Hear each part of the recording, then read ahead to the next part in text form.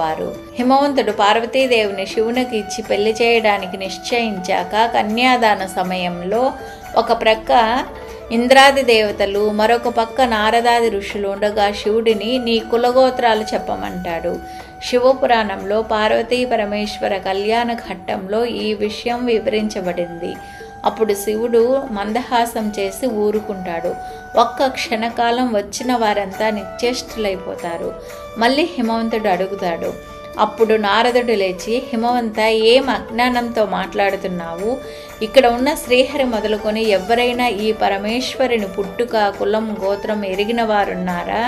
ఈయన అభవుడు, ఈయనకు కులం లేదు కనుక అకులుడు. ఇక ఈయనకు భార్య కాబోతున్న స్త్రీ నీ పూర్వజన్మ సుకృతం వల్ల నీ తపస్సుకు మెచ్చి నీ ఇంట వెలసిన ఆదిపరాశక్తి. ఏ కులం లేదు కనుక ఈ తల్లి అకులం భూమిపై పుట్టాక మానవ